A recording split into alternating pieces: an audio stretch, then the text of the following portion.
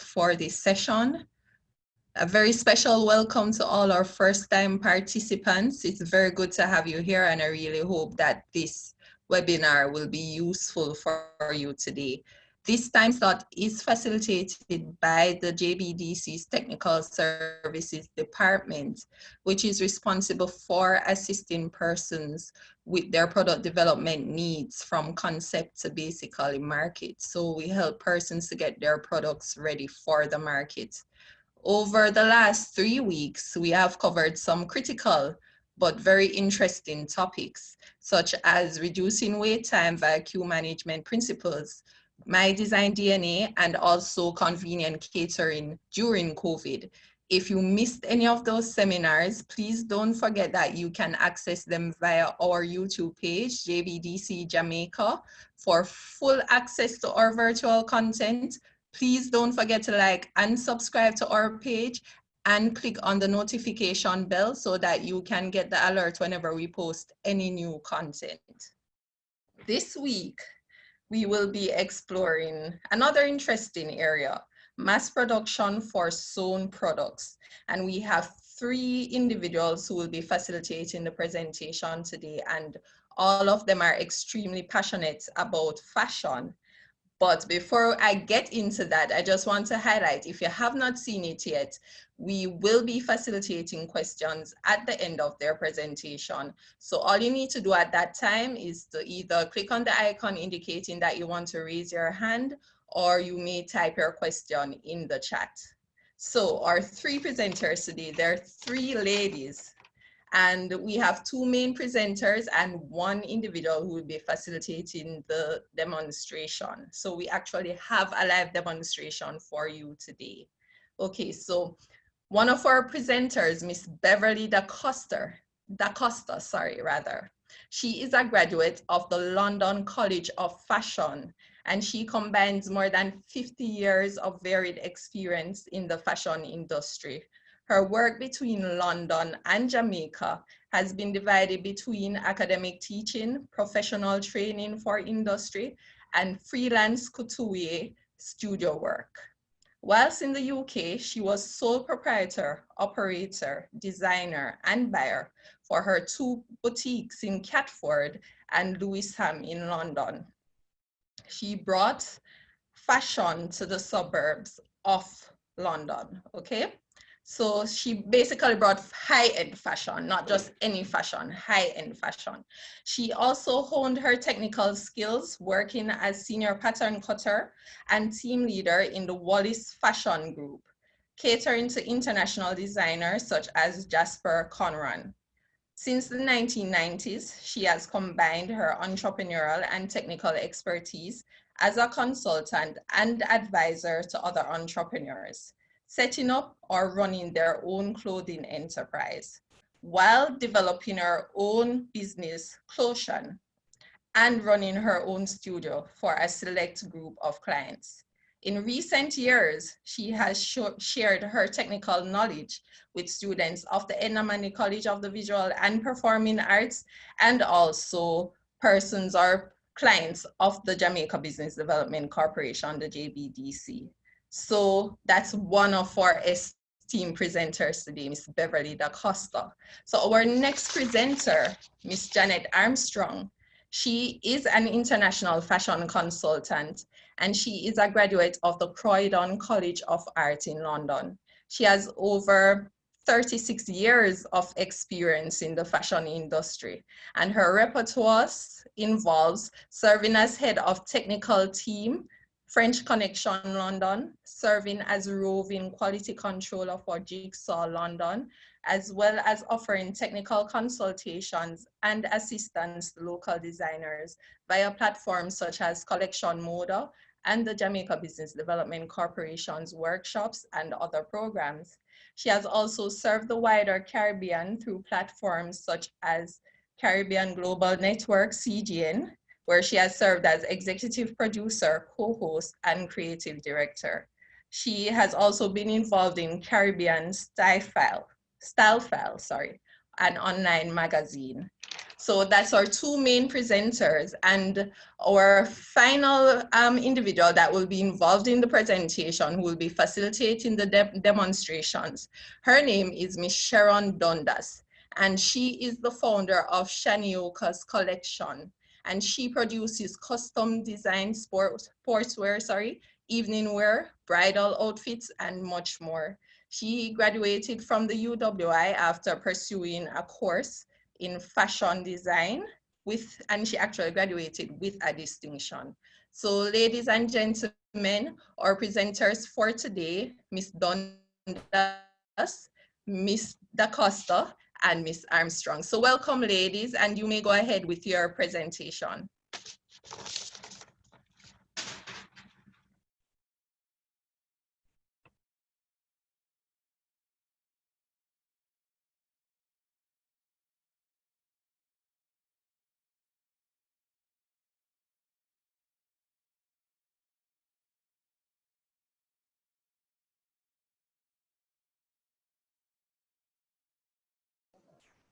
Okay, I will be dealing with the mask on the technical side of pattern cutting. Anyone can go on YouTube, and it's extensive with mask. Okay, what I'm going to do today is I've got 3 styles of mask, and I am critiquing the actual sample. So divide it in half, and then use the tracing wheel to go around it, basically.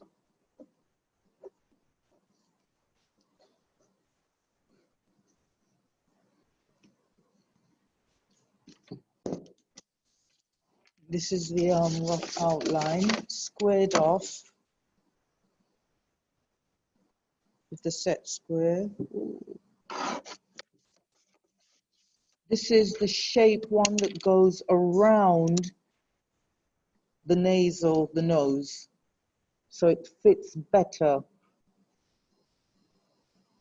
And it has like a pleat on either side, so it sits onto. So this is it, basically.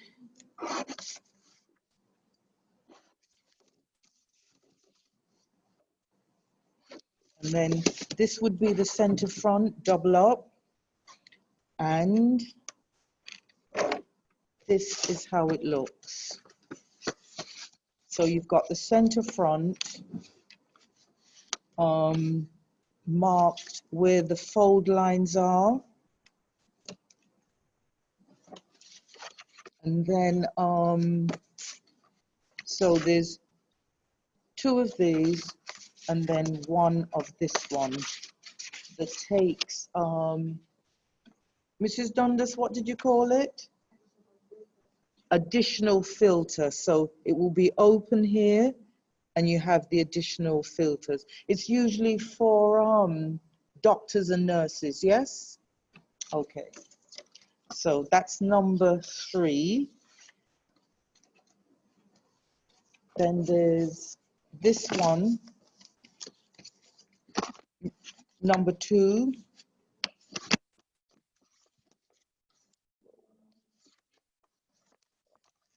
That fits. But I'm critiquing it because you notice it's loose. So I'm going to have the continuous elastic going through, which is approximately 25.5 inches, yeah? Again, you trace it off.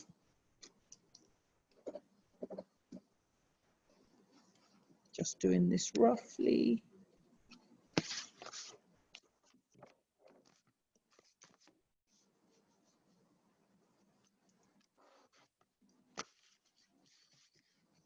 Curve rule for the shape of the nostril.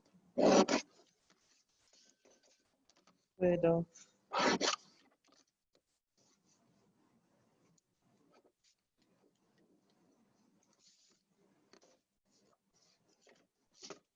This comes like that. So you finish up with the pattern like this, yeah? And it's cut 4, so it's 1 pair, 1 pair, bagged out, yeah? And I've perfected it by having a continuous one. So that's number 2. And just to demonstrate,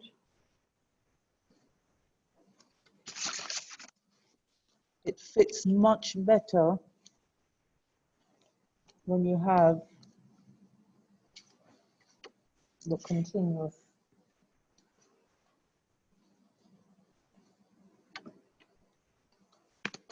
Okay. Right, I think that's it.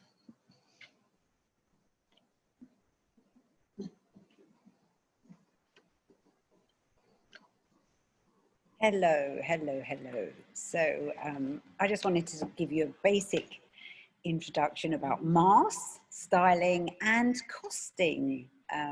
Things basically you need to consider whilst designing your masks and how you're going to market them, brand them.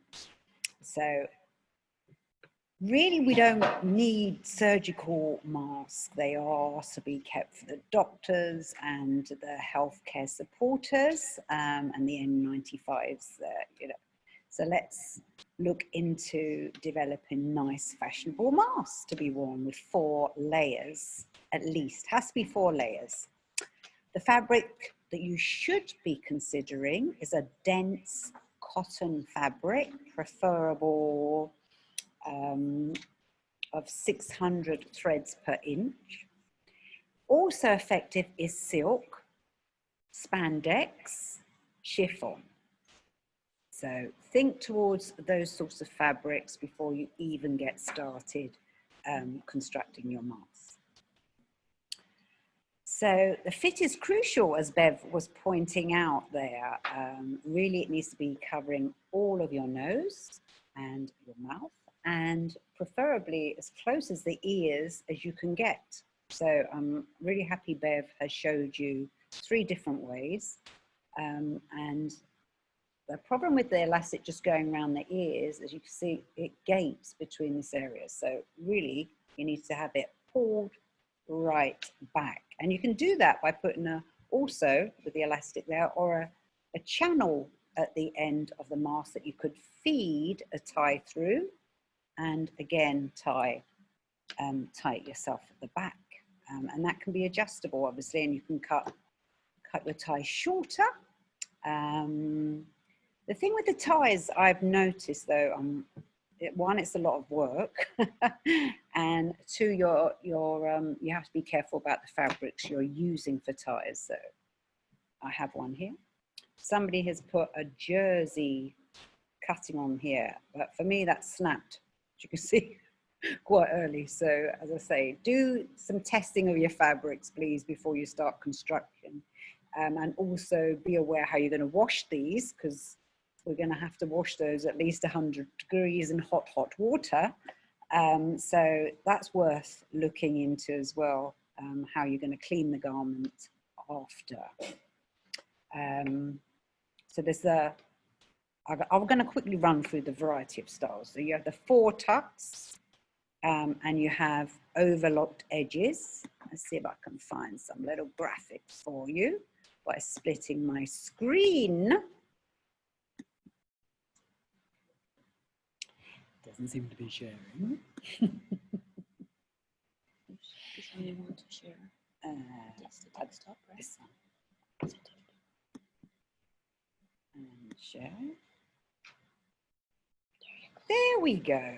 So hopefully you can all see these little images. I've collected a few basic images of masks off of Instagram, and I'm also being bombarded on WhatsApp from a lot of friends or design colleagues that have started to design them, which is cool, obviously. So this is like a molded spandex one that covers the ears. This is the same concurve one. Obviously the sewing across the top there, you can see that this person's stitching needs to be a little bit neater than this. Depends what you're selling, but really you should be thinking about 10 to 12 stitches per inch. I know it depends also how you are basically selling them. So I just wanted to go to another high-end designer in US, Dr. Molo, who is actually putting all, you know, bees, there we go, brooches, and selling them like that. But I have seen they're around 30 US dollars. And I'm seeing down here, we're selling them anything from 200 Jamaican dollars upwards. So when considering your selling price, I want you to work through how much it's going to cost you to make. Stop sharing that screen, let's come back to me. Also, you can have pockets inside your masks. I don't know, it seems like a lot of work really, this mask in particular. The lady down tucks inside as well. I don't really think that's probably necessary. That's a lot of work. And really you should be charging your mask as the amount of time you're actually on the machine stitching them. And this was inside as well as an extra layer. So really 2 layers is adequate really. As I say, you're not working in the health sector. So it's more as a protection for you and protection for other people when, you know, going about your daily routines, even your evening routines.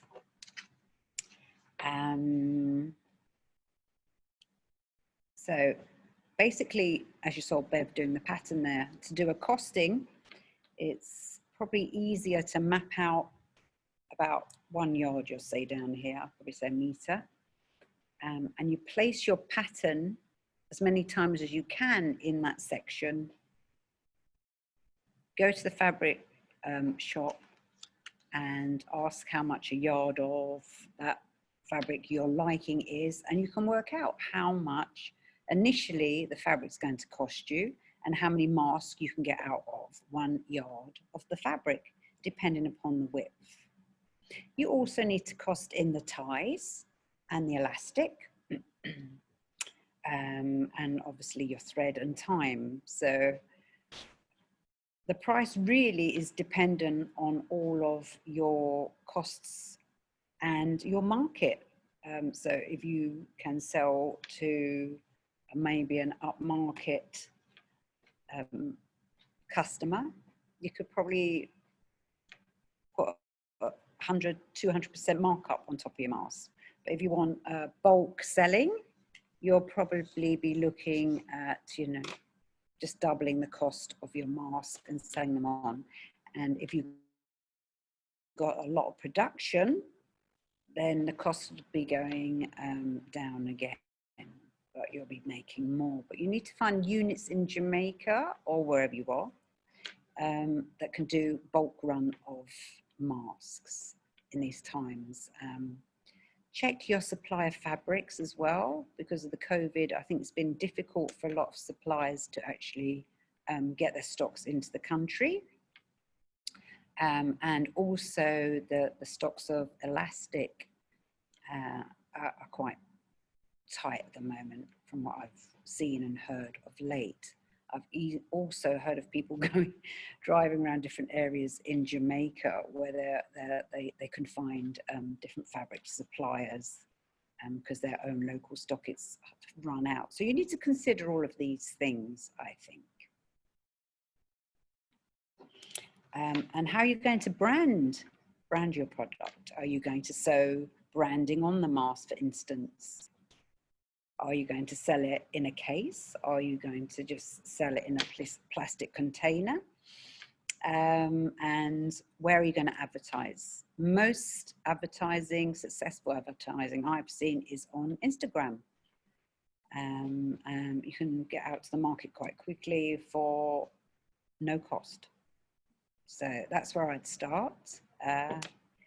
Any questions? Please feel free to ask.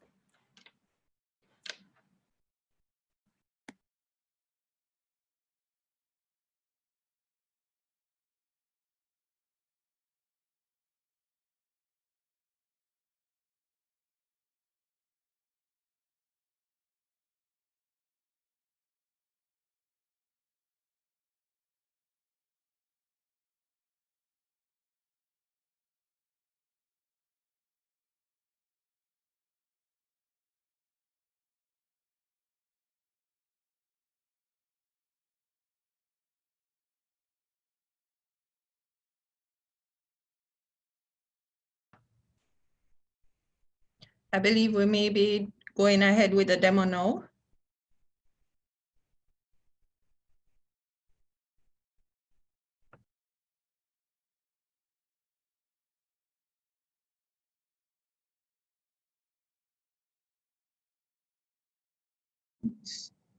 And that it matches, e.g.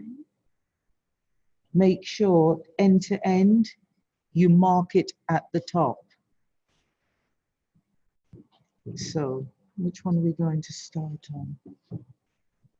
Number 1. Right, I will hand you over to Master Sample Machinist. She's the expert. Okay then.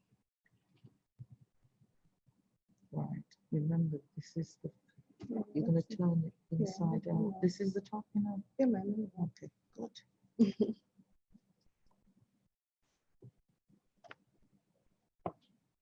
All right, I'm Sharon Dundas, and I'm here to demonstrate to you today how to make up a mask quickly, efficiently, and well put together. So this was cut by Mrs. Dacosta, and I will demonstrate how to put it together. All right, around the edges, we are going to go 1/4-inch stitch. All the way around, we're going to leave an opening. Anywhere, preferably to you, you can leave it at this side or here, it doesn't matter.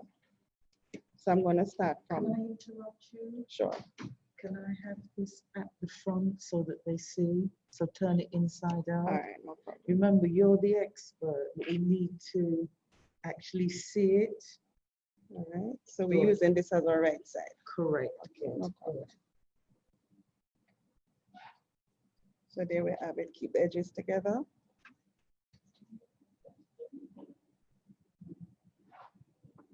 And I'm just repeating, the beauty of this, you don't need to invest if you don't have a surgeon. Everything is out there. So you can use a 1/4-inch stitch by judging from the width of the foot to the needle. And then it's right at the edge of the fabric. Around this, 1/4-inch stitch.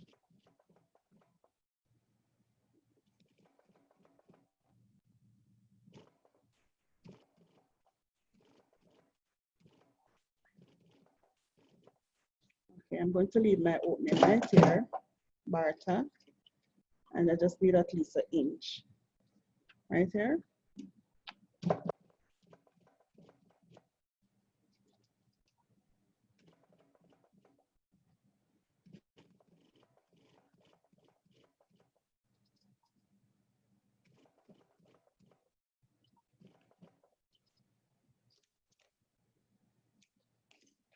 Okay, we went all the way around. Here's the opening on this end. And for the if of time, because normally you go to your iron board and press to keep your seams flat. So I am just bagging it out, pulling it through.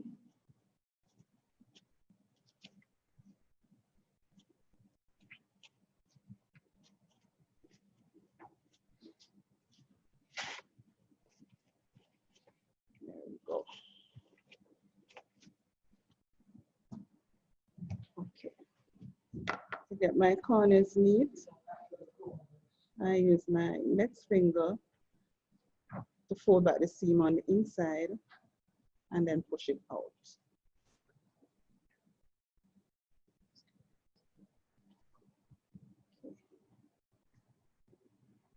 All right. There we go.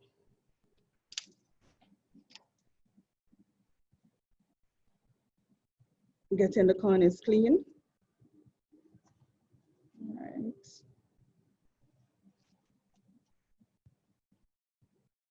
There we go.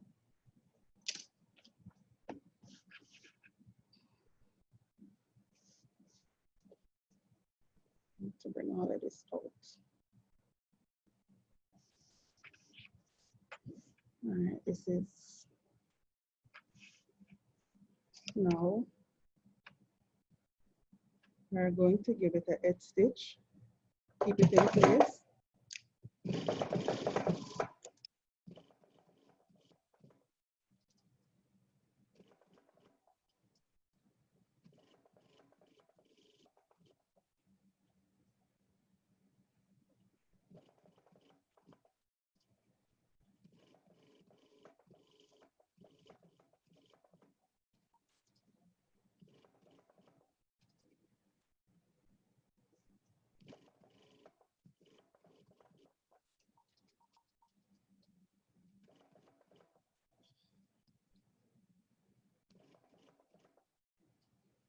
Right. That's the second stage to doing the mask. Now, if you notice, we have some lines. This is the top, which she indicates, and this is the bottom. We then roll it, and we're going to run a 14 stitch all the way across.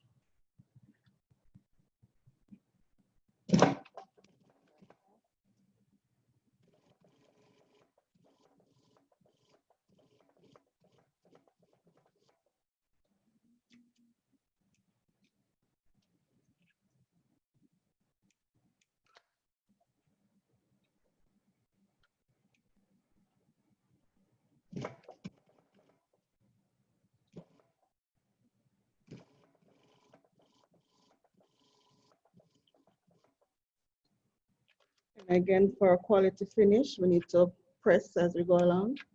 And this is for when we are making it for ourselves. When you're going into manufacturing, then you need more speed. So you'd have to speed it up by not running to the iron board so often. So this is the next stage of making the mask. All right.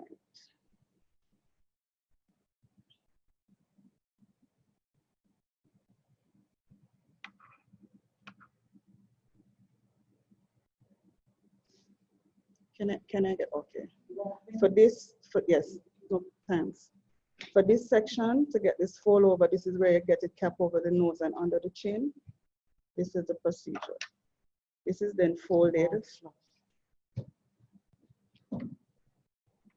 You can go ahead and pin this in place. And pin this in place. And on the next side, it's the same right across.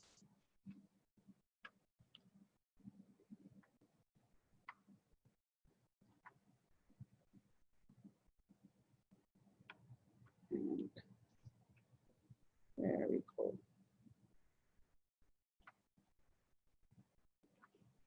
All right. What I normally do is bring it back like this to double check to make sure that I'm capturing the correct shape. And fix the area that needs to be fixed.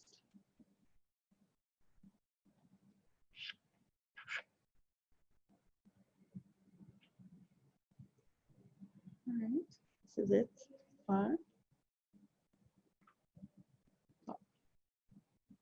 Okay. So the next step is to stitch across this folded area. Keep it down. And we're going to give that an edge stitch. Cross.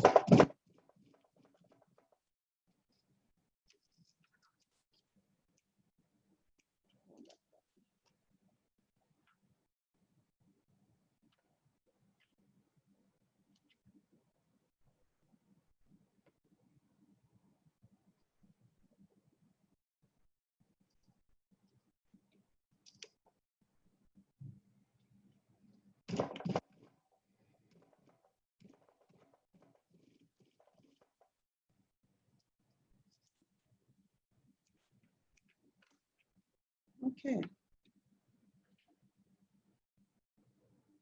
Now we're ready for the elastic.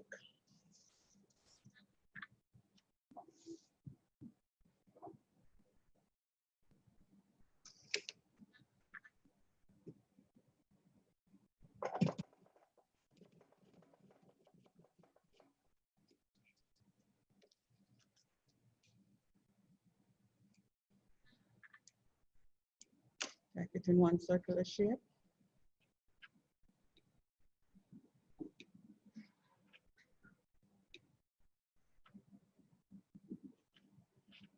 place it between the fabric. You can either do it like this or you can run it through with a pin manually.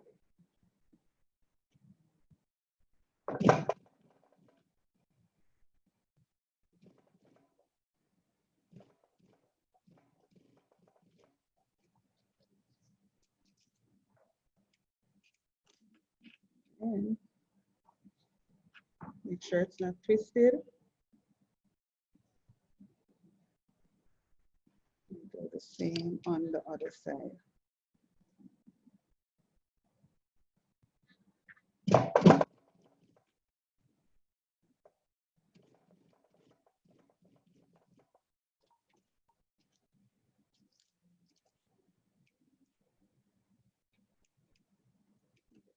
Threads.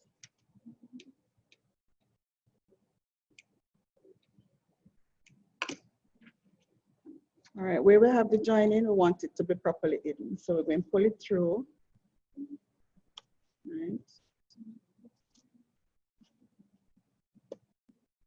And then we're going to give it just a tap, just to keep it.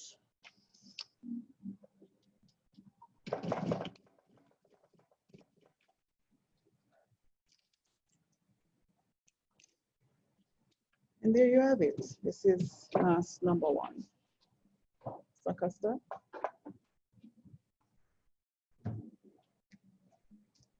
And the continuous one fits better.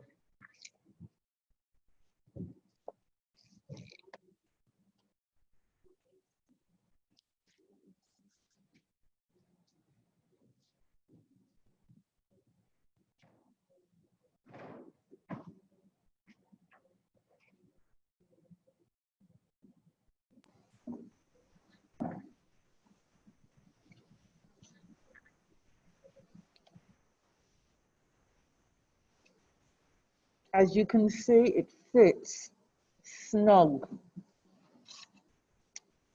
And you can adjust it.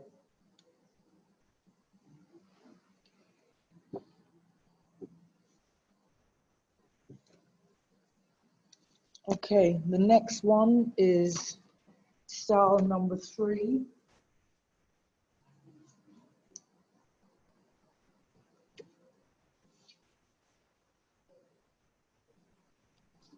Number 2.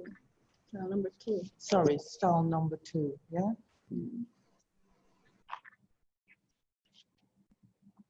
right, this is the one that most people seems to prefer. Don't know why, but.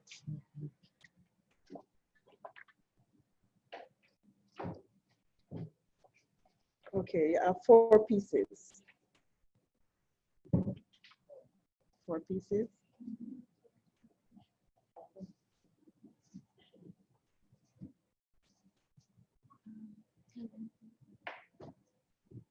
Okay, you can look over on Mrs. Dacosta and you'll see the shape of this one, right? That's the one that I'm demonstrating now. And what I've done, I've proceeded with the continuous, like style 1 with the continuous elastic. So you don't get this, it sits neater, more snug on the face. All right.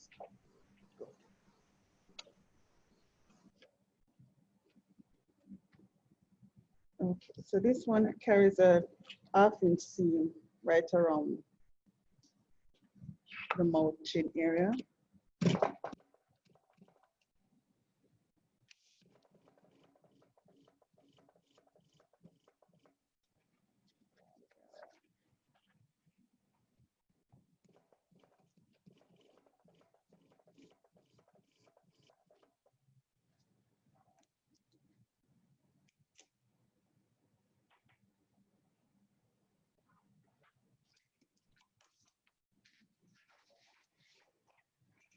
All right, for manufacturing purpose, it's best to push the seam to one side and then run a 1/4 inch stitch. It's much faster.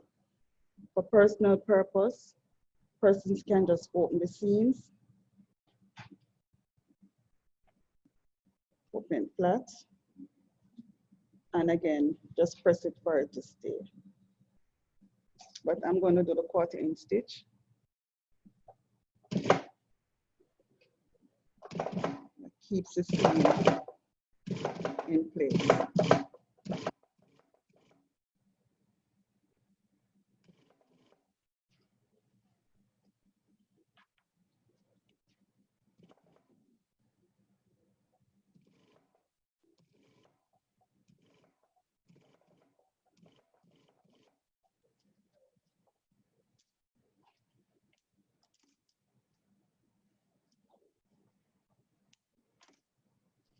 All right. Put them on top of each other. Position seam to seam. You can go ahead and pin.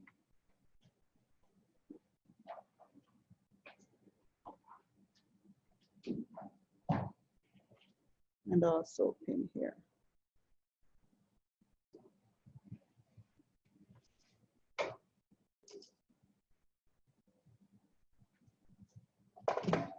So again, we're going to start at the end with a 1/4 inch stitch. Leave an opening so it can be backed out.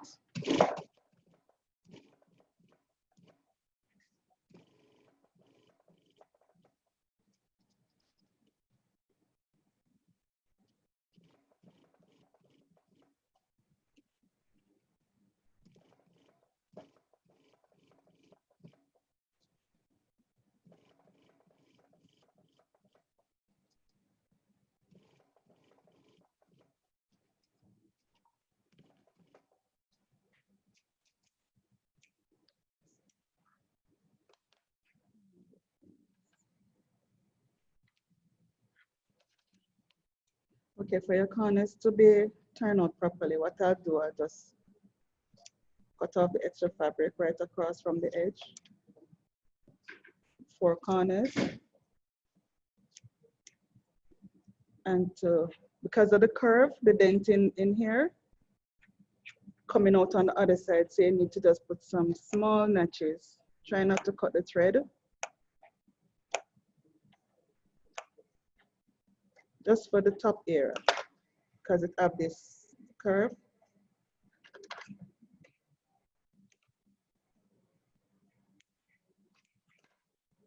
And then can go ahead and turn it out.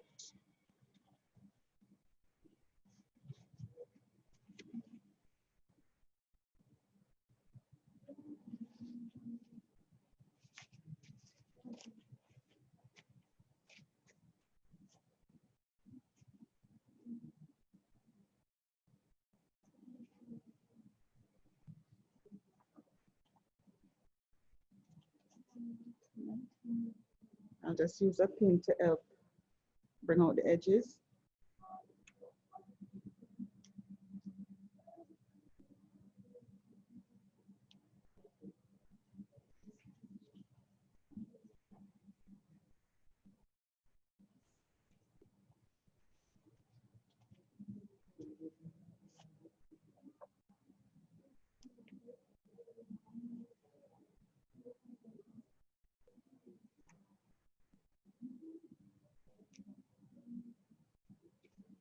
Okay. Here we have it. So again, what I do is put a 1/4 inch stitch or edge stitch, whichever you prefer, around to stabilize this.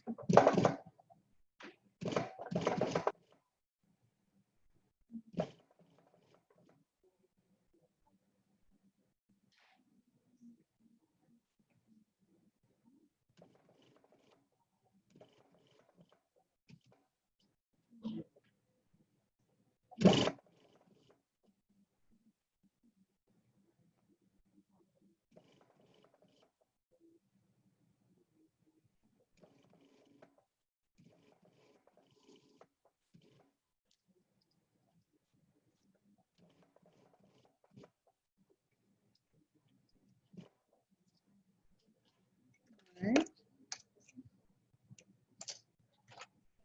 And just as was demonstrated before with the elastic, same procedure.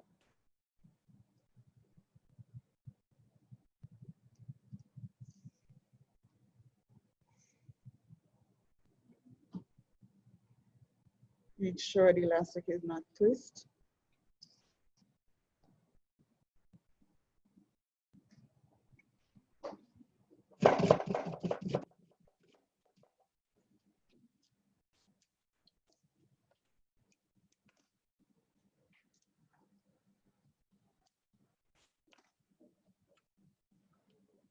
And again, place the elastic, turn this over.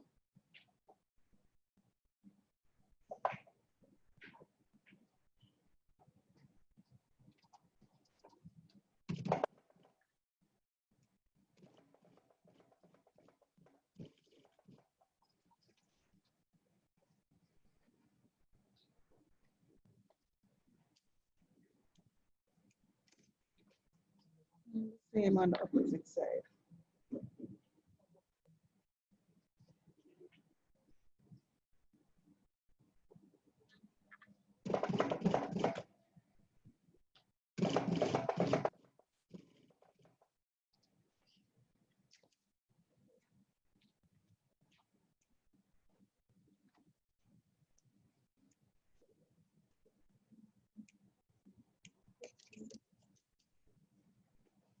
Okay, clean this up a bit.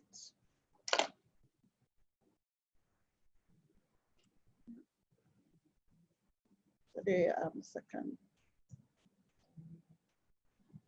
mask number 2. Go back to Mrs. Dacosta.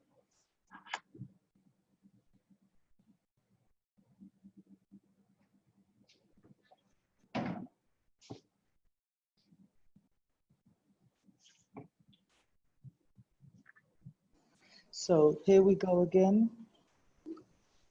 The fit.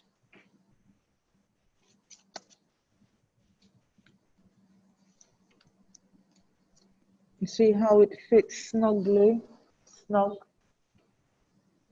That's the difference. And it's not gaping.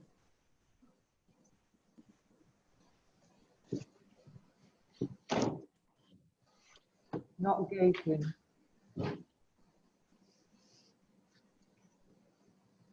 Okay. Mask number, where are we? 3. Number 2, yes? No, 3. It's 3. 3, mask number 3 coming up now. Yep.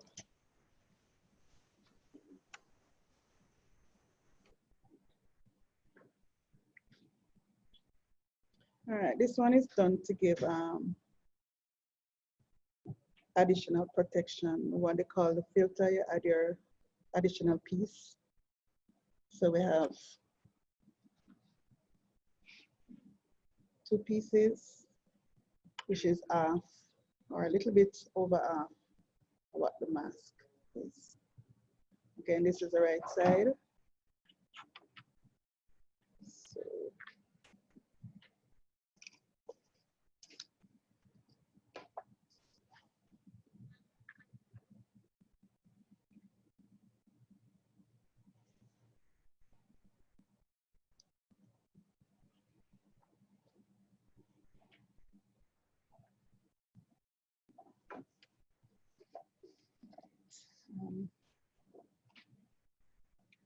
this piece, I'm going to join it. This is what, about 5/8 of an inch down to the first line and stop. Second line and stop.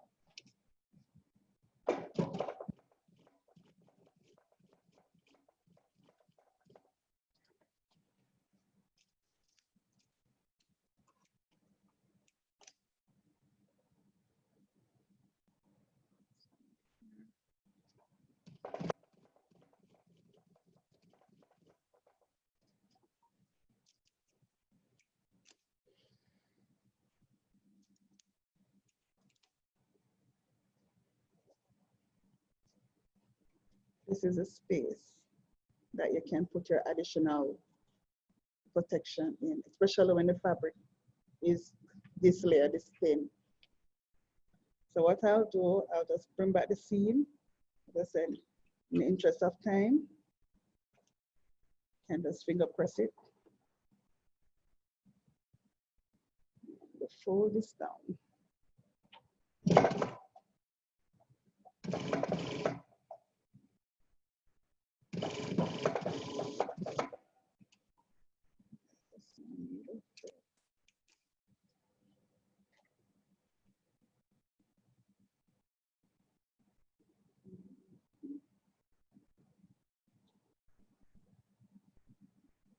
Trying to string my needle back.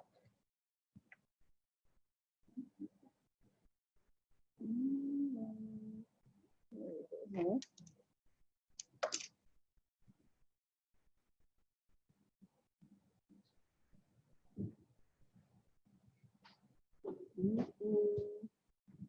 Okay, now I got it.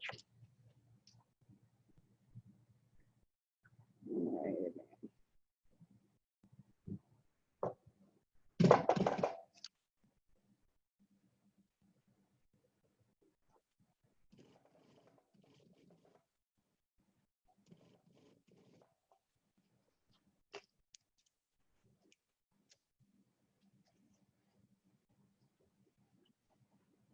This is then placed in between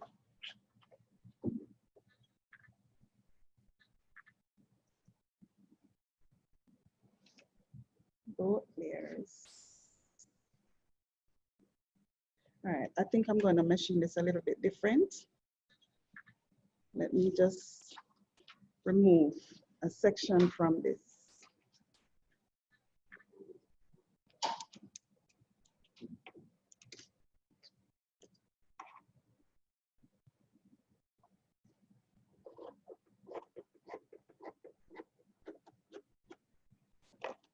All right, Mr. Costa, when we come to stitching the line across, we're going to have a little issue. So, right.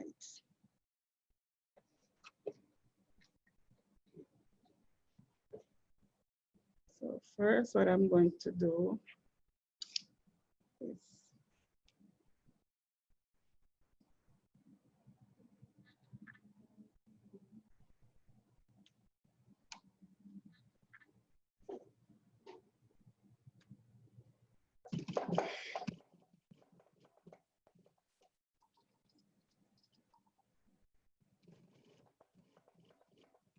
assemble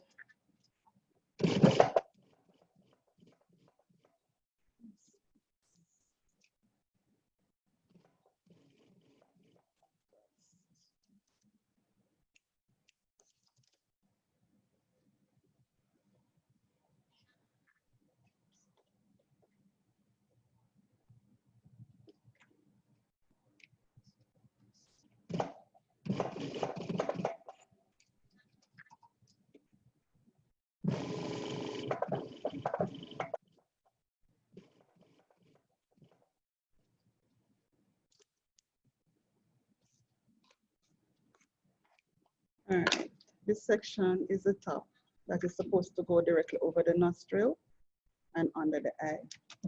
Again, because it's on the curve, careful not to notch the thread.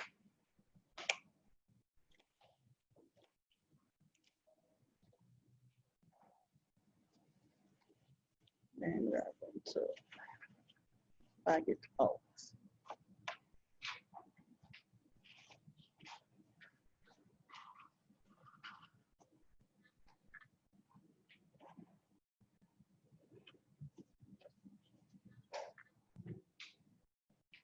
Turn out the corners. You can either snip it, snap it, fold it, push it out. Use your finger to press the seam back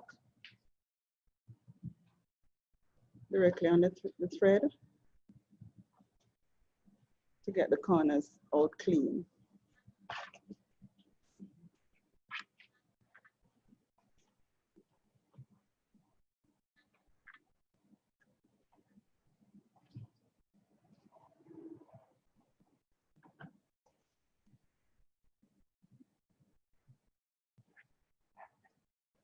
Okay, here we go.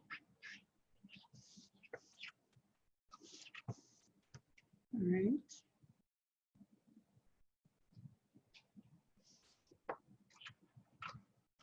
Again, we're going to stitch on the line. This is like style 1.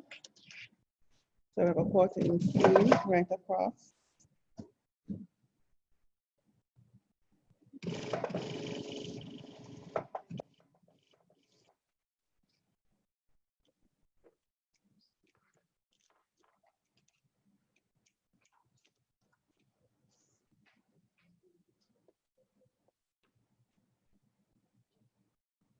And another quilting seam.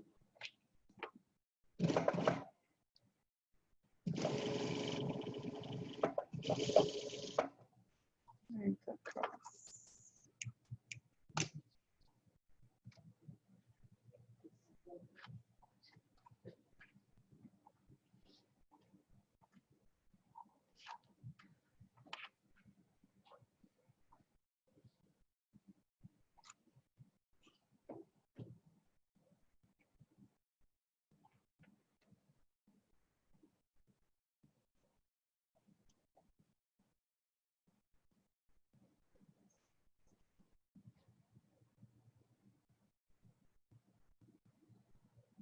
Okay, for this one, let's doing a little bit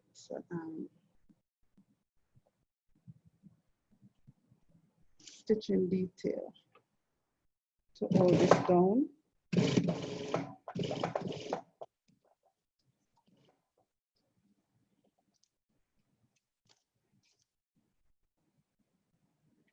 Pull the edge under.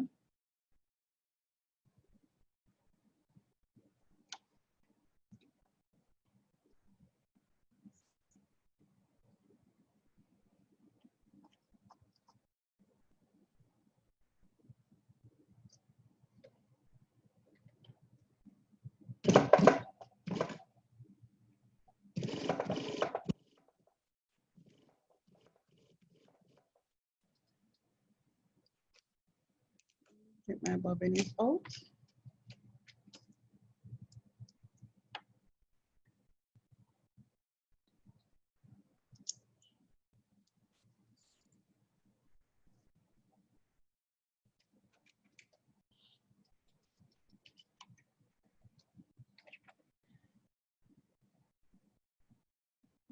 We have a little bit of discolored thread under here.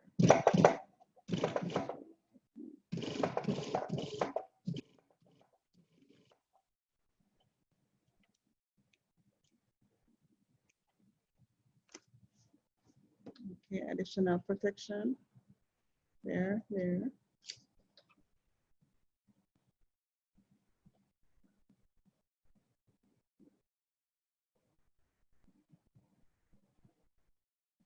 Again, we turn up the edges just like in style one.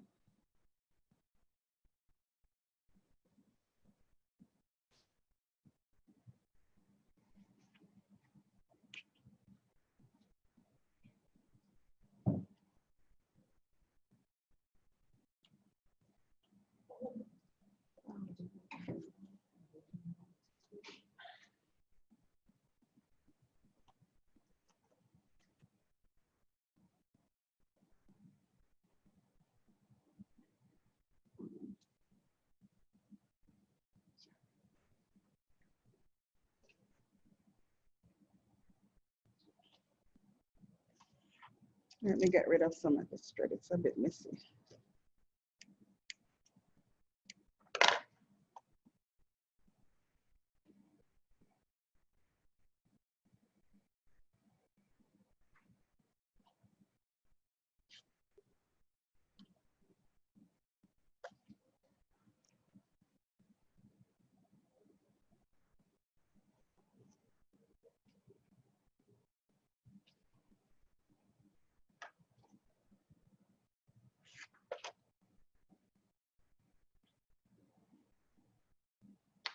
Sorry about the different color thread my bobbin went. So now we're stitching this across.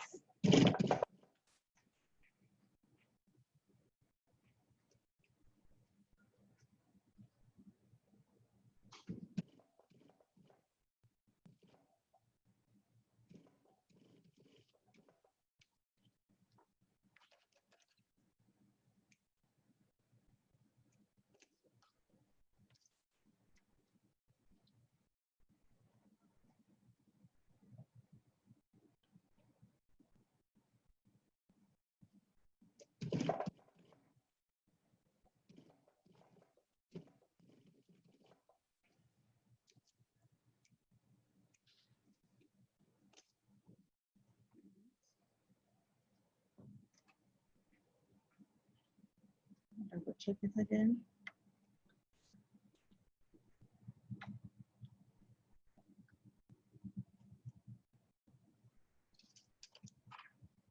Okay.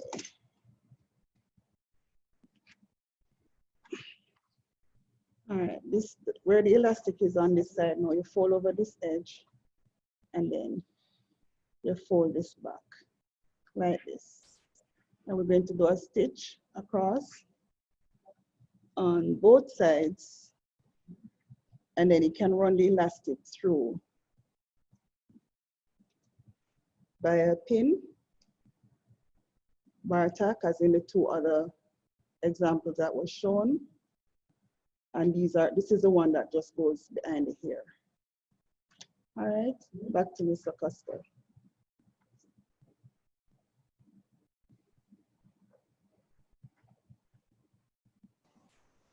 Okay.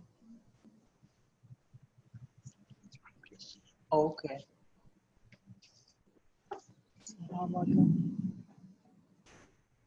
Okay, so we're now talking about for production, yes? For the additional filter, she can use something to make sure.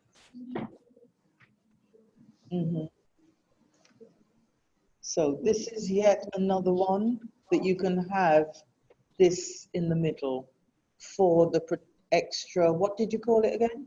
Additional protection. Additional protection. Yes. It's the same principle. Oh.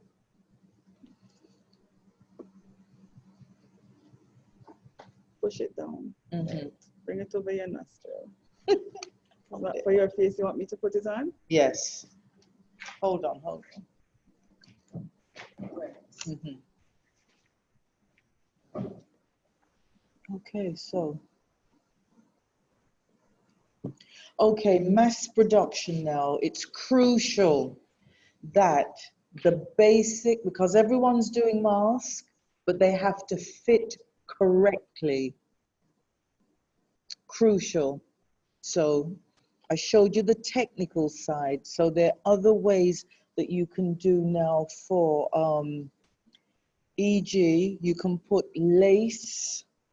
Okay, here we go.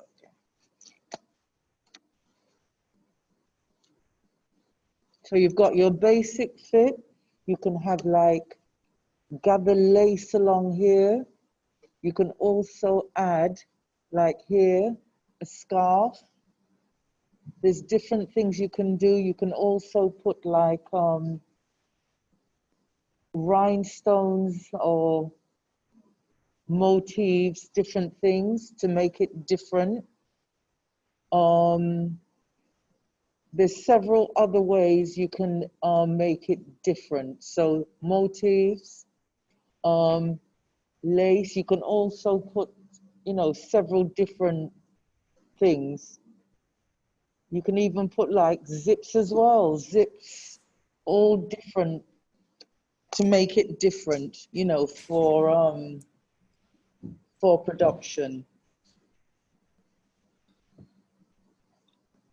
Hot Lips, help me on this one. Yes, Bev, I was going to say, because there's quite a lot on the market currently, we need to start thinking outside the box, basically. I think that's what we're trying to get to you. We've shown you the basics, and I'm quite sure most of you know how to make a single mask or a few masks for your friends, but there's also mass production, which we need to cover.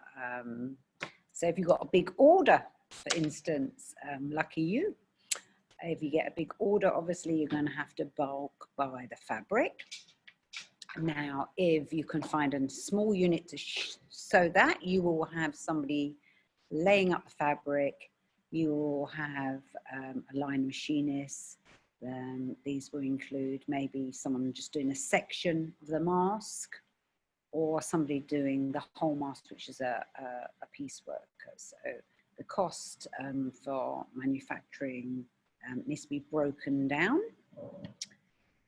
If there aren't any small units sewing near you, why don't you get a cooperative going? So you find a few of your friends that happen to be good machinists, or maybe somebody can only do a piece of the mask, which should be fine. You could share the cost of buying up the fabric. Maybe someone could just do the cutting, someone could just do the machining, somebody could just attach purely the ties, the elastic. Maybe you've got a friend that could just press them. Because if you're, you know, trying to get hundreds of masks out, I mean, obviously you can see how long it can take one mask. And maybe you're not an expert machinist, but if you've got an order for 300, 500, you know, even 1,000, you're going to have to break that down. You are going to require help. And if there's not a small manufacturing unit near you or one that's open, why don't you co-share the work? And obviously spread the costs. That would also mean spreading the profit between you. But you can also, I'm thinking when you're designing your outfits, etc., that you're selling to boutiques, or if you have your own shops, why don't you start producing masks, because I think they're going to be around for a long time, as part of the outfit, as like an additional feature. You know, maybe you could say that's free, but you still include it on your cost of the style you're selling. So people think they're getting an absolute bargain, and that mask is going to match.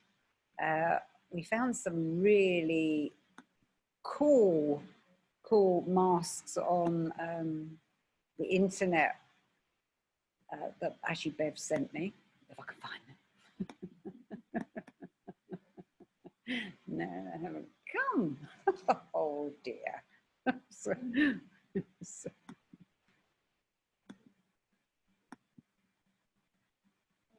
Okay, never mind. But me and Bev were saying, like, you could have feathers, you could have brooches, you could just have them for diamante, like cut into sequin fabric, for instance.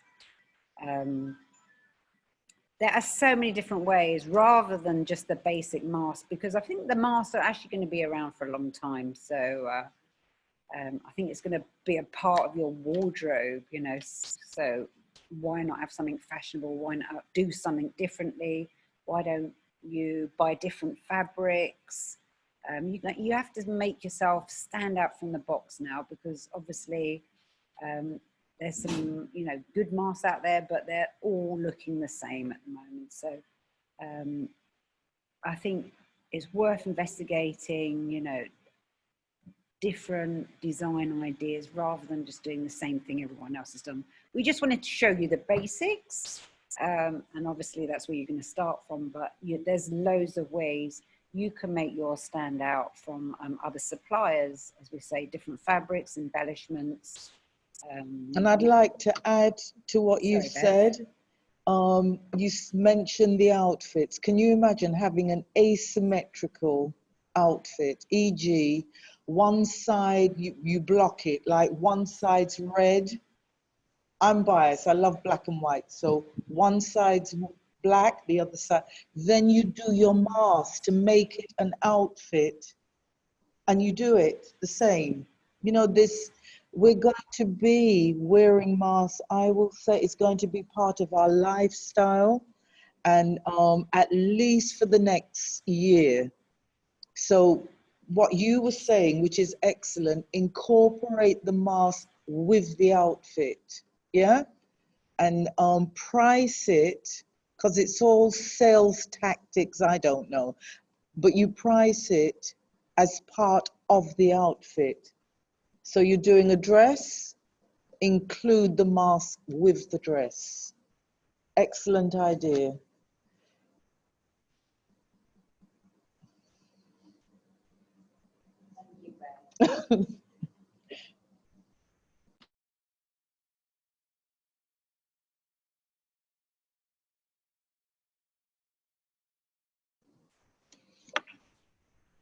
Any questions? Can we open up to question time? If anybody wants to throw anything at me and Bev, please fire away. All right, Mrs. Dacosta, Miss Dundas, and Miss Armstrong, thank you so much for your presentations. I was wondering if you could just give us a little bit more information. I realized that you did 3 types of masks, okay? There are all different designs, and Mr. Costa, you basically highlighted that the fit is very important. Could you indicate to us or let us know what are some of the common mistakes that persons may be doing, why they may not be getting that right fit for these masks? It's important that you make your master pattern so that when you're doing production, everything is unified. So it may take longer initially, but you need to have a proper pattern where you're going to base your production. And that's why I've said everything's on, is it YouTube, Facebook? So what I did, as you see, I took a mask and improved on it. A lot of them gape at the top of the nose, some, so you know you can get a mask and then copy it and perfect it so that when you're doing production now, people will come back to you because they know brilliant design, but more importantly, it fits the face correctly. But all right, another question. Is it possible then that because everybody's face may be a little different, some may be broader, some may be slim, you know, how do you deal with that in mass production? Again, it's you can size them up. Yeah, I'd say sizing. Yes. Small, medium, large, That's it. And get that measurement from here to here. Take that across a few of your friends, and then you could probably work out a standard sizing. You know, you could have obviously children as well. There's children's masks, so you know they're obviously a lot different. Right. Length here to here, and a man's jawline is obviously going to be a lot wider. So, yeah, I found some masks just stopping here on me, you know, so that's just no good. Or my ears are rolled back like this with the elastic, so it's things to consider. And obviously, you know, you need to cost that in again if you're having a selection of sizes.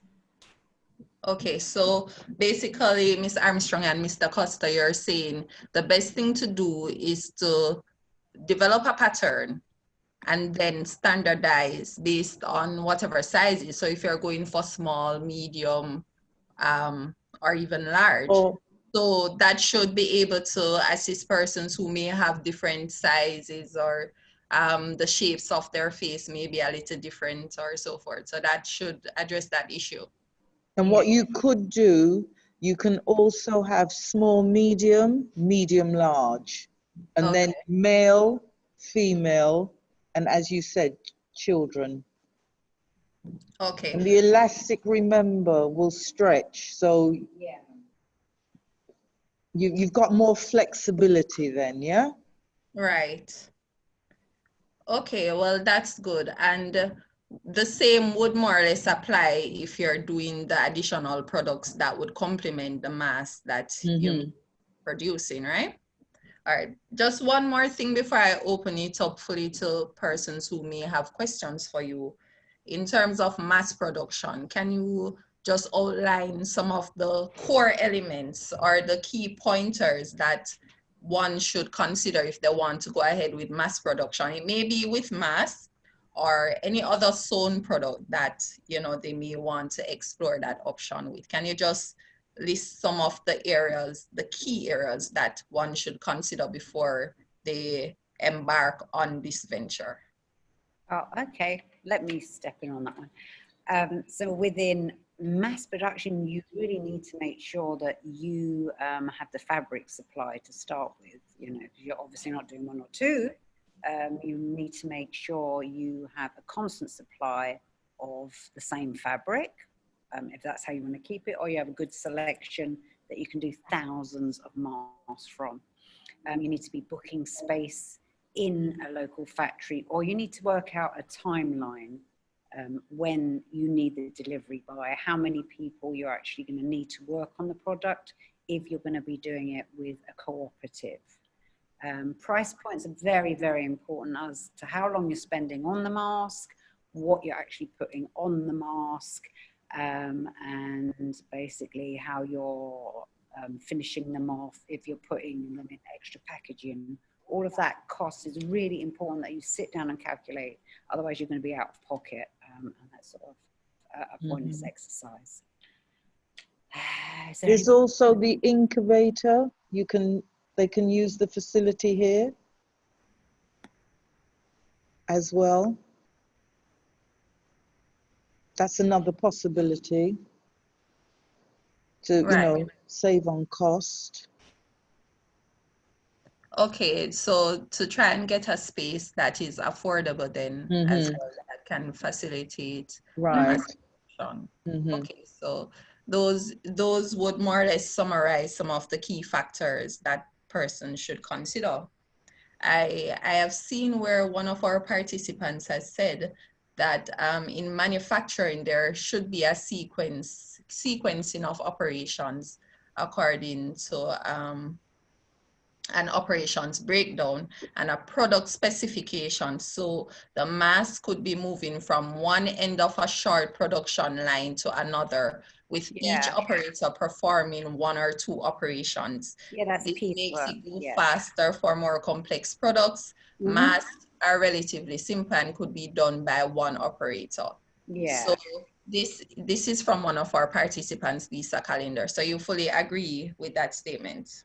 Yeah, I mean, basically, factories are basically laid out for piecework. So you'll get somebody doing, you know, one seam on a dress, and you get somebody at the other end just putting on the buttons or doing the buttonholes. So she's absolutely correct. Obviously, with a mask, it's not so big.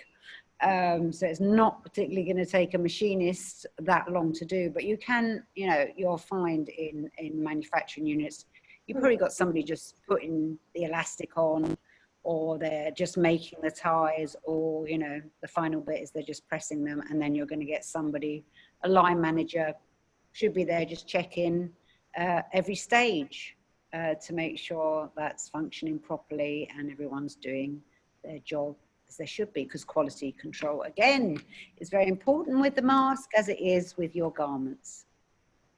Okay. Thank you. Thank you so much.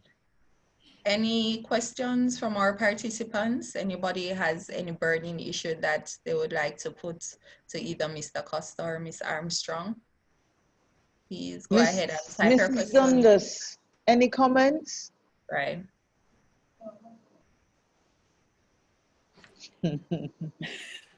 Okay, we have a raised hand from Grace Kelly. Hello, Grace.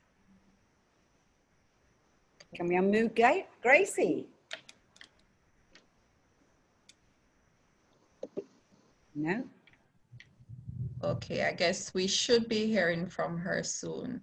Okay.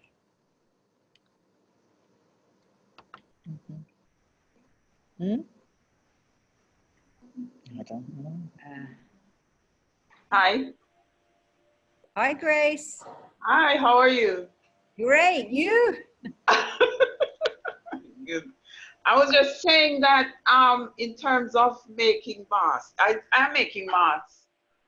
So, and I have two ladies who help me, but what I instruct them to do is to just find a sequence, a system to make it easier, just to get it going easier.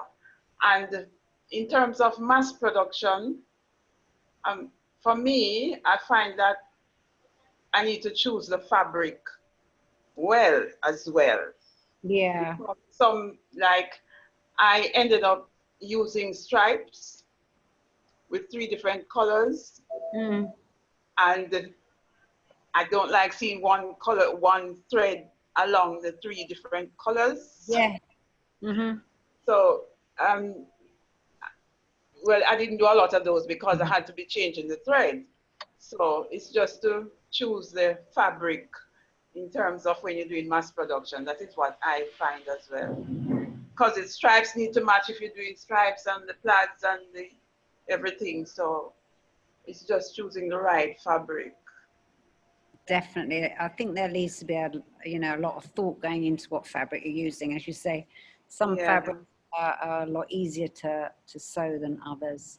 But, Yeah. Also with that, as you say, there is a lot of cost. I mean, you're a professional because you was basically saying the stripes had to match. A lot of people wouldn't have even think about things like that. So, that's a good point, Grace. And like you said, because you're using stripes, you have to consider that in your costing, and you need extra fabric so that the stripes match up. If there's chevroning or going horizontal, whatever, you have to put that in your pricing, because you'll need extra fabric because of the stripes. Yeah. And sometimes there's like a one-way design, so again you have to think of that too in your costing. Yes, that's true. And I like your idea of because I was thinking of that as well. People were wearing masks for a long while, so we need different styles, different things. So I'm actually I'm actually doing that now, because I was getting bored with the regular ones as well. Stuff. So. And you see, coming up to Christmas now, you can be thinking of sequins. Oh. I don't know if people are into clutch bags, whatever. You can also do a bag that goes with the mask. You're taking it to another level. Yes, because I've been matching the outfits with the mask. Excellent. So, so I'm taking it to another level now. Things. So thank you for that one. No, thank you. Welcome. Thank you, ladies. That's great. Thank you, Miss Kelly, for that statement. Okay, we have another raised hand from Mr. Burchell James. So we're going to allow Mr. James to ask his question. Thank you very much. It's not so much a question, it's rather a comment. Let me first of all commend the ladies for ably guiding us through this program. Because while masks are easy or appear easy to make, there are many technical issues that one has to consider if you're going to do it in bulk. The point that was made that masks will be with us for a while is a valid one. And therefore, we have to make it attractive. And we can also make it part of our advertising program. So companies can either brand it with their logo, or they can design it in such a way that it conveys the message they want. The matter of sequencing, material is important, right? We have to look at whether the colors will hold fast, because they're going to be subject to washing, and whether or not the machines can manage the fabric. Some of the thicker ones, thicker fabric, especially like cotton, can give difficulty to domestic machines. And therefore you need industrial machines to manage that. But in everything, minutes counts. And so how you sequence it, how you cut it. So if you are doing a simple ones where cost is important, then you need to keep it simple so that the sewing of it is simple.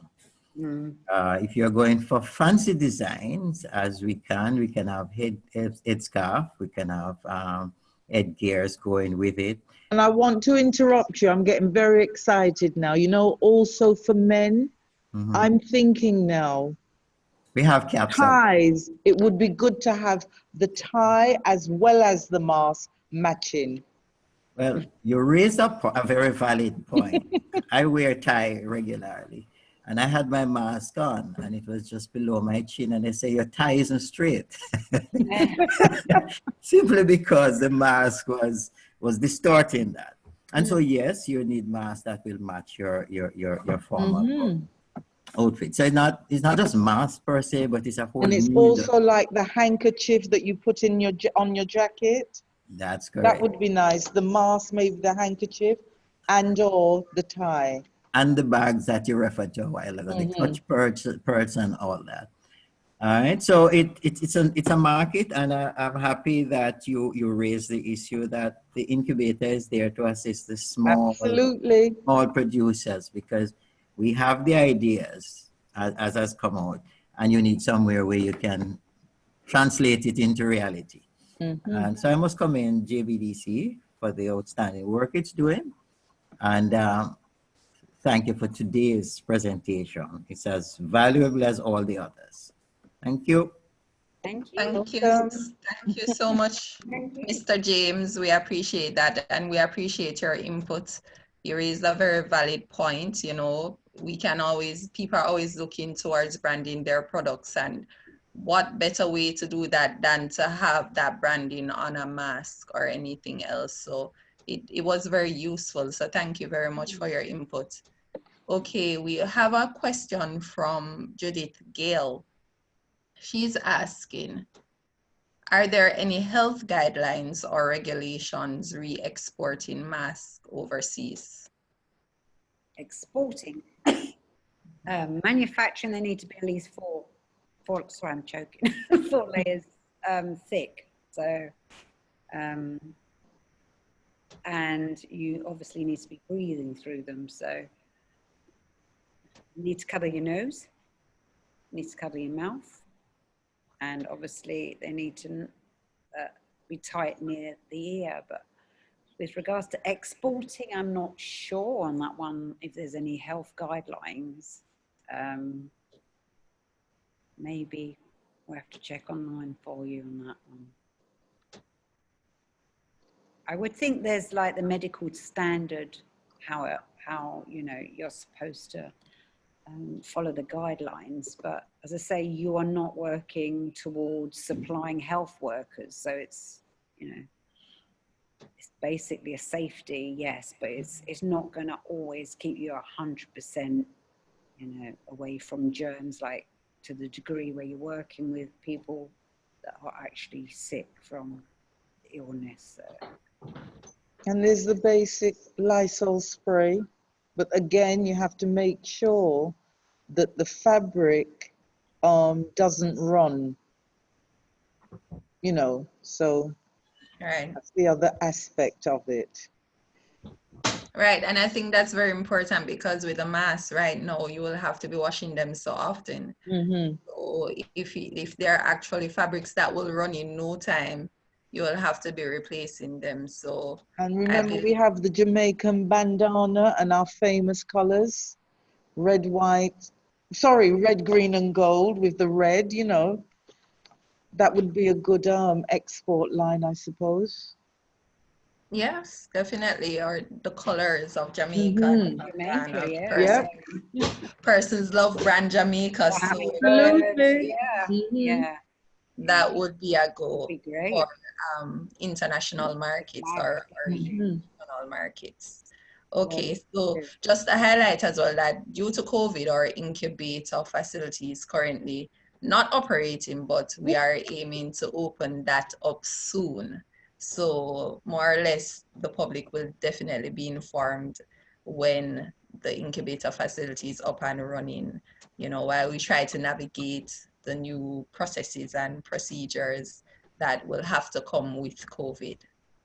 Okay, are there any more questions? Okay, I'm seeing a question from Susie Lee Chambers, and she's asking, other than FedEx, is there a mailing company that ships products from Jamaica, say to the US on a fashion designer, or I believe she may be asking for a fashion designer?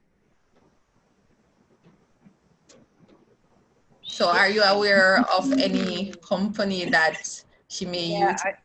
I think that's another thing you need to tie into the costing, because, you know, my experience, there's Malpac obviously from down here going up there and vice versa. So, but as I know, it's not a cheap experience. So really look into the cost of shipping, posting. I mean, the actual post office I use sometimes as well. I mean, the delays on that though could be astronomical.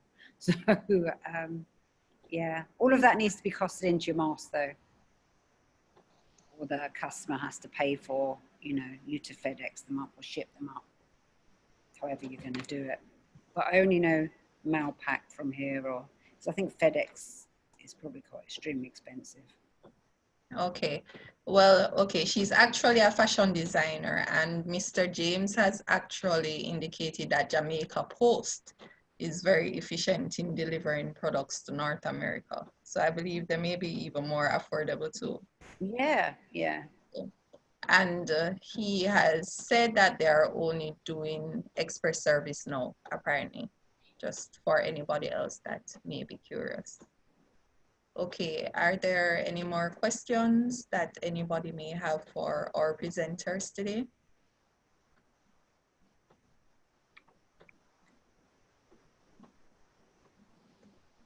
Okay, ladies, just in case, until anybody else indicates, are there any other main pointers that you would like to highlight before I wrap up, if there are no more questions going forward?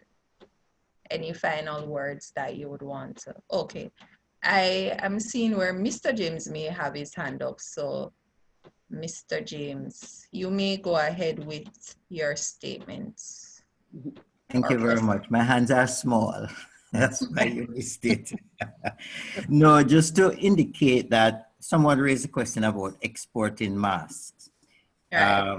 Many persons have been exporting, especially to the US and Canada.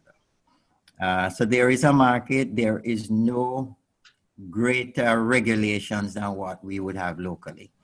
And as I indicated, masks are light, so you can send them by air. We have sent via Jamaica Post, and it got there within 3 days to Canada. Good. Okay. Excellent. Right, and they're far more affordable than either FedEx or DHL. Definitely. One last thing is that Canada, persons who try to buy through Amazon in Canada seem to have a problem getting things out of the US. So that's a market that we can look at. It's a big market, and it's a market that's probably underserved right now.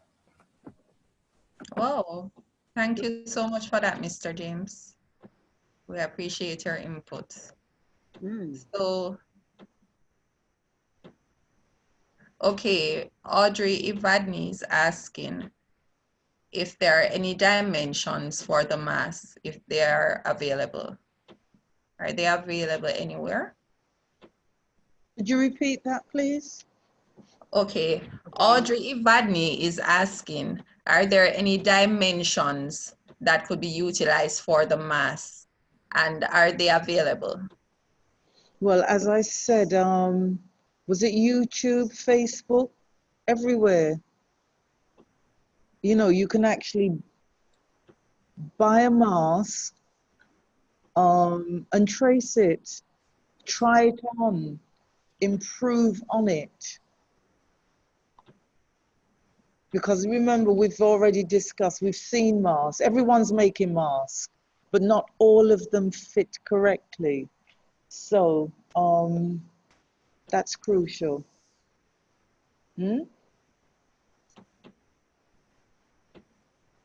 So basically, that's it. Okay, so basically she would need to go and do a little bit more research to get some of the dimensions, because we mentioned earlier about large, small, medium, Right. large, so forth. Yeah. So you would basically, I mean, go up, I would say, what, ½ an inch per size, either side, or go down one way or the other? Wow. Yeah, it's a bit hard because people's faces aren't necessarily like grading like bodies. So yeah, bodies is basically 2.5 and a half. So I think, why don't we like measure a few of your friends and you can work out the dimensions. As Bev said, buy a mask, see how that fits on you. And you can add, you know, maybe a couple of centimeters if you get a better fit, a better look. Do your own little fit sessions at home or with your friends, you know, and then build your pattern up from there. That's what I do. Mr. Hall is asking if it's possible to measure the ones that were done today. Possible to? Measure the ones that were done today. Masks that were done today.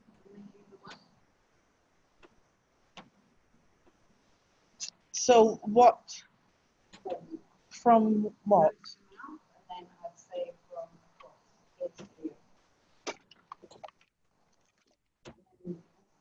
Well, So do the depth and the width, and then maybe the elastic measurement.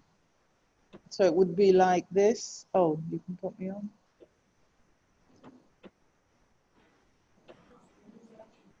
Huh?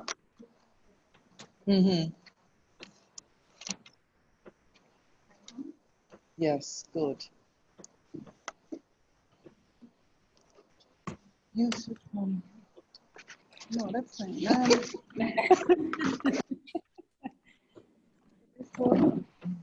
You can use, oh, it's social distance. All right, actual measurement on this pattern piece is 10.5. Go back over there. Yes. Whether Ms. Dundas, Mr. Costa, or Ms. Armstrong, if you want to answer this point or question raised by Robert Hall, he's saying where on the face are the key points to measure to get the proper fit?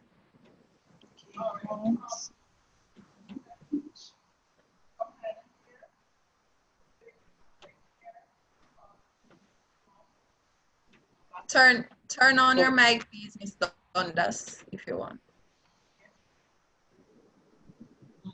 That's the measurement. You measure from here to here. You can come an inch away from the actual hairs. And then for the nose to chin, you come right on the tip of the nose, above right here. Use the tape measure around the mouth. Don't press it down on the lips.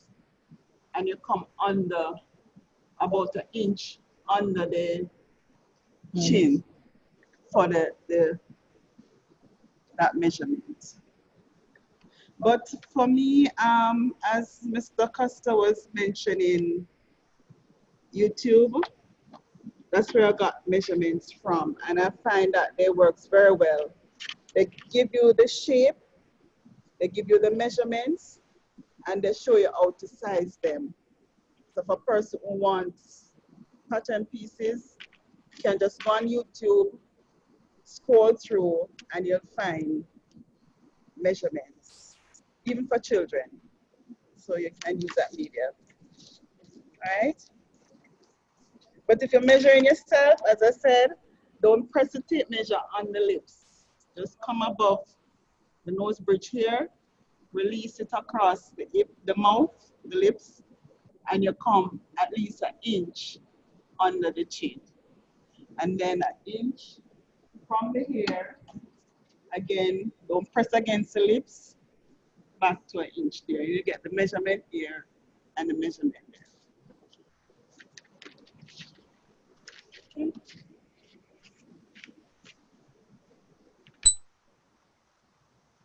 Okay, thank you so much, Ms. Dundas. We appreciate that demonstration.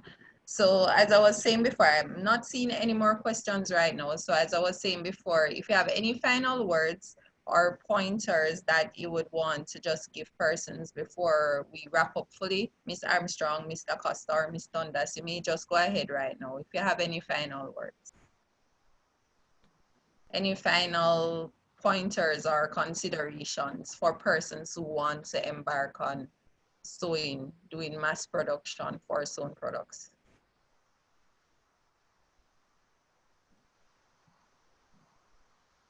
I think we've covered it, haven't we? Okay. All right, good. And you said everything, as Mrs. Dundas said, everything is online. So it's, you know, we've got more time, so just perfect it. Once you take the time to perfect the pattern, you're ready for production. You can use it to create your own styles. Because even a pattern like this, persons use it. Well, I use it to create different styles with it and different shapes. Like cut away some areas, use this piece, the gathers, the pleats. So it's just a creativity. Once you have a basic block, just get creative with it. And once it fits okay, you can use that same pattern shape and do a lot of other shapes with it. So it's creativity. Okay. All right. So, well, I really want to thank you ladies so much for coming today and for assisting us with our presentation. You know, it was very interesting, and we had the opportunity to actually do a live demonstration on how to make 3 different types of masks, and that was very good. So persons are very grateful for today's webinar as well, and I'm sure that it will be useful for them. So thank you very much, ladies, for your input and for taking the time out to be here today. Of course, you're no strangers to the JBDC, and we're here, and we are more or less in contact with them, and we utilize them at different points as well to assist clients in getting additional support for their respective businesses. Okay, we have a last statement here from Miss Grace Kelly, who is also a fashion designer. She has said, you have to put your heart into it when you're doing these designs and when you're making these products. And I really think that that is really a very sound advice to give to someone. Always put your heart into things when you are embarking on a venture, because with that, you will always ensure that you're doing it to the best of your ability. So thank you everyone for being here today. Thank you for participating in our webinar. Please don't forget that the JBDC is here to assist you with your business development needs. So contact us via info@jbdc.net or any of our social media accounts, or any one of our telephone numbers, be it 876-758-3966 or 876-928-516125 if you want to get additional information on any of our services that we offer to assist persons through business advice, or even for the department that is facilitating the webinar today, technical services. And although Mr. Dacosta and Ms. Armstrong are not a part of our department, generally they are adopted. They're an adopted children of the JBDC as well. So always here to help. Pardon? I said we're always here to help. Right. So we are here to support you, and don't forget to check out most of the services that we offer here at the Technical Services Department: visual communications, process management or mapping, facility layouts, food, product development, advice and support. And you know, we're here. So until next week, we will be looking at food label requirements. So that will be our topic for next week. So thank you very much again for being here. So until next week.